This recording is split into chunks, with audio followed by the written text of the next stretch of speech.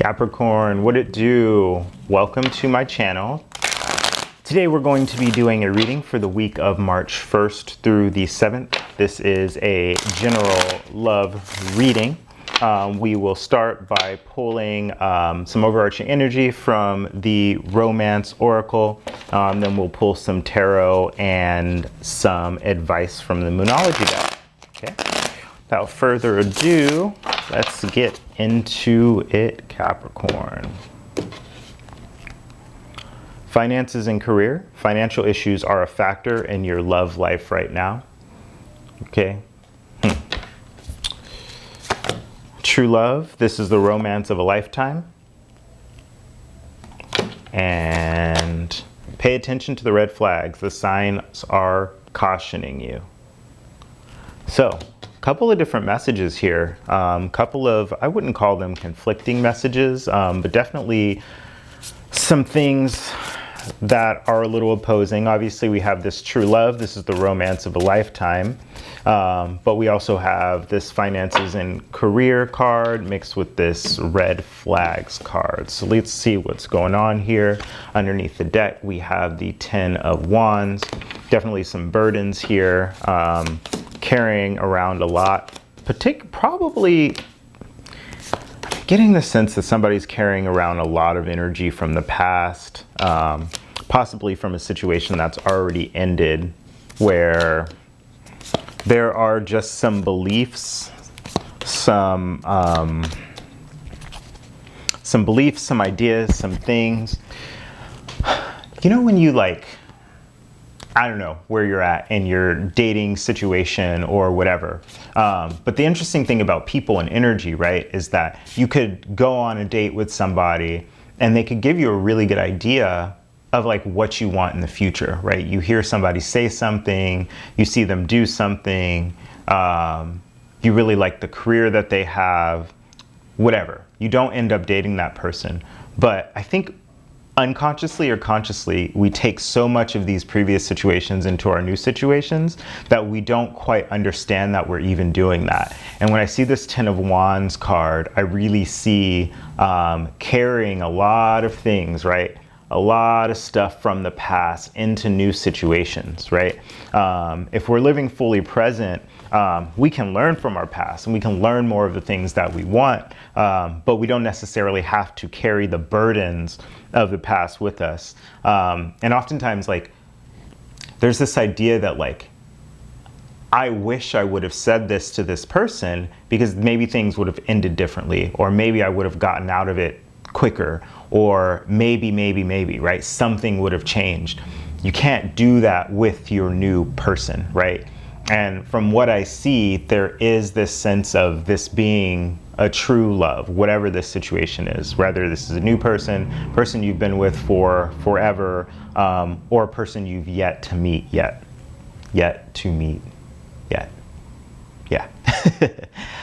You are showing up as the 3 of Pentacles. So there's a sense of collaboration here. There's also showing your talents. I'm going to pay pretty close attention to the pentacles that show up in this deck. For now, we'll get into it. But for some reason, the message is coming through Capricorn of wanting to mix business and pleasure, or love and finances. I don't know if this has to do with somebody can work from home and somebody can't. You know, somebody has more travel time. Somebody doesn't necessarily have to work, or, something like that. Some sort of situation where there's a mismatch in the way that finances and career are going. Or somebody is just really sort of movable, not really grounded in their career yet, and they can kind of go in any direction. So there's a sense of wanting to collaborate really heavily here. The situation has to do with the 4 of Wands. I feel like this has to do with establishing some sort of stability. In general, and especially in a love reading, the 4 of Wands can oftentimes mean marriage, or proposals, or this is the relationship. there's a couple, and in another deck, the Mystic Mondays deck that I have in the back, that's why I look that way. It really just looks like a stable structure. So there's some spiritual desire to build something that is very stable right now. And there's an opportunity, the Queen of Pentacles energy showing up here. This is your energy, Capricorn. One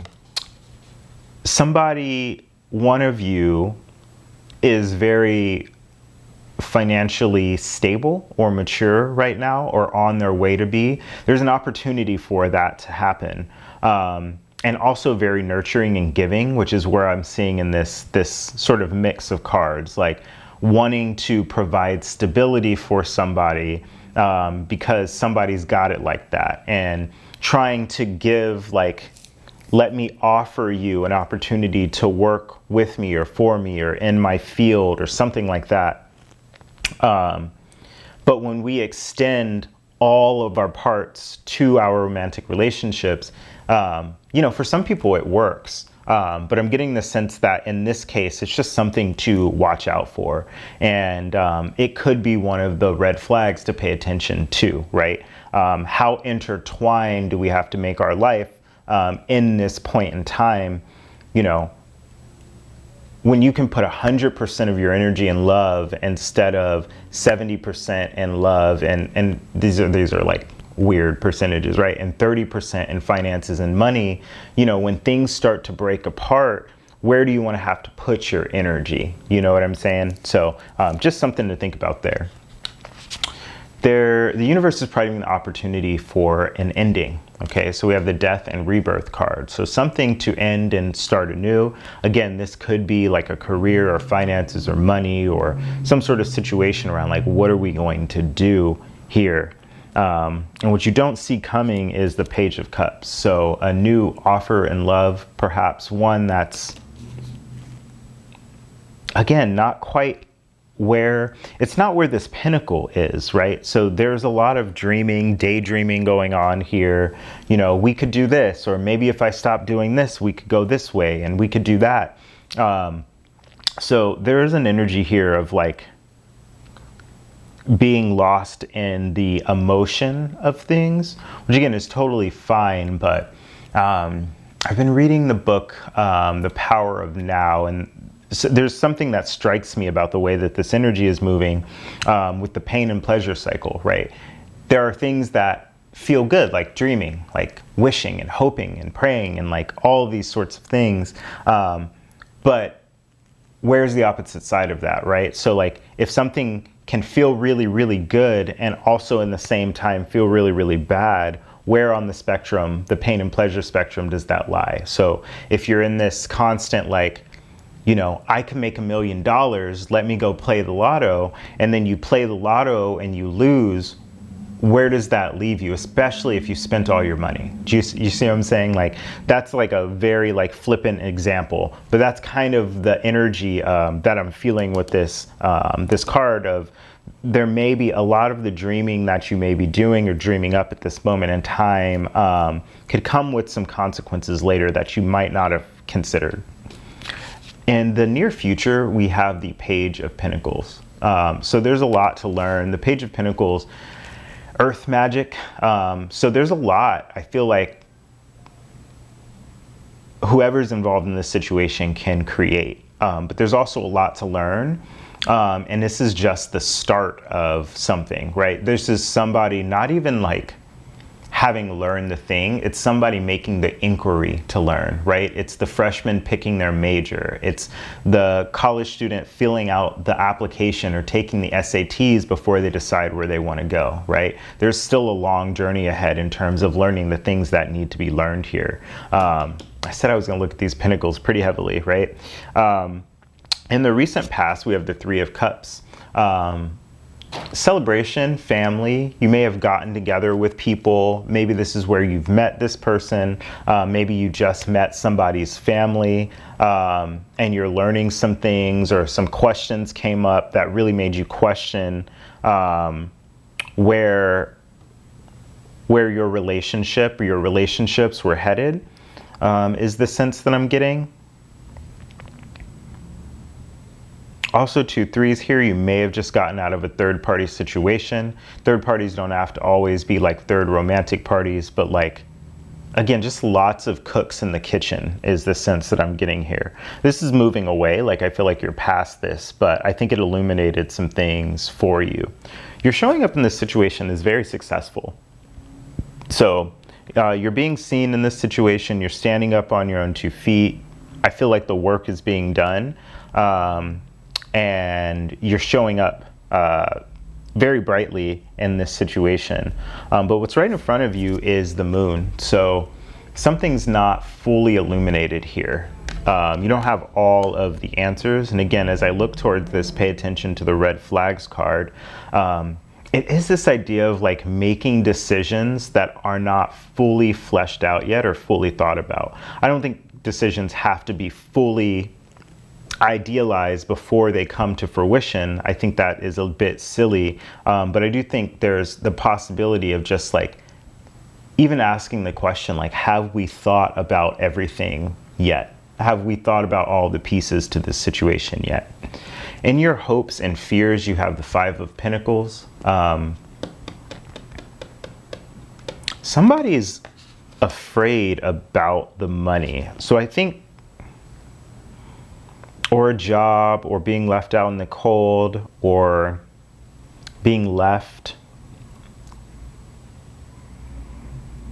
If you haven't spoken, and this isn't like not every relationship combines finances, right? Not every relationship moves into that energy.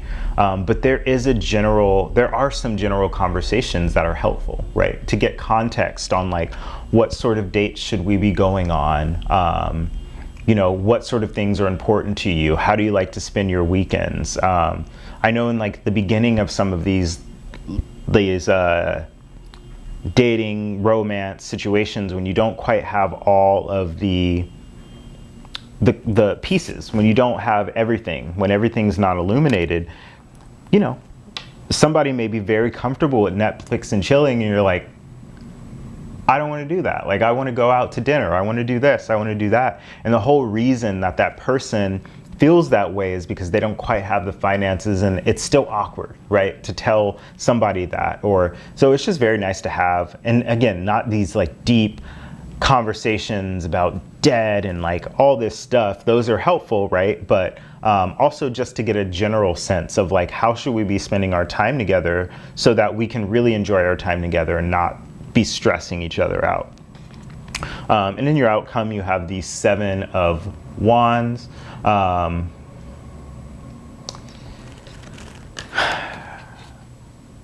of Wands can, you know, I feel like the key word is victory. It's generally the bit of defensive we get from being vulnerable. You know, when you like post something on social media and you're like, damn it, I wish I hadn't posted that. Now everybody sees it. It's that bit of vulnerability. It's the vulnerability of being seen.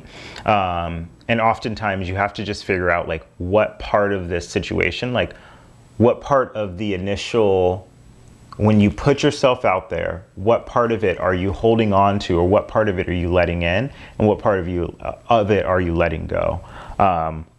So that's the energy I'm getting here. It's really going within, possibly meditating, really thinking about how you want to move forward and what part of this situation that you want to let in. And again, there's the 10 of Wands here, which speaks to letting go of some burdens here, Capricorn. Let's get some advice for you moving forward.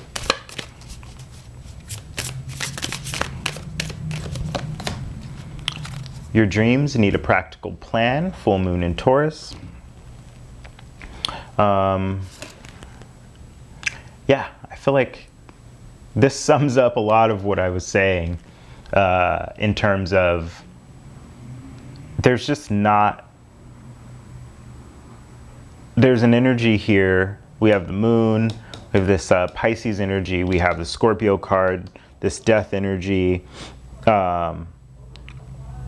But we have this sense of like, there's a lot of like exciting energy around this is what we could have, this is what we could build together, this is how we could create stability. And I feel like that's great. At this point, it's just about filling in the details. And if you do that, this could go the distance, whatever it is. So talk about the money, pay attention to the red flags. And part of paying attention to the red flags isn't necessarily, I think people hear the red flags and they're like, oh, red flags are here. This person's trash. Let me get rid of them. And that's not necessarily it. Paying attention to red flags is like actually noticing people's flaws. Nobody's 100% perfect. And if your ambition or your goal is to keep somebody at 100 in your mental, then that's not necessarily going to go anywhere either, right? Paying attention to the red flags is like being able to notice somebody's flaws, call them out, maybe not even to them, maybe just to yourself, so that you know that that person isn't perfect, and that you can tell a person that you're not perfect, so that you guys can move forward without having unrealistic expectations of each other. Okay, Capricorn, that's what I have for you today. Thank you for joining me, and I will see you in the next one.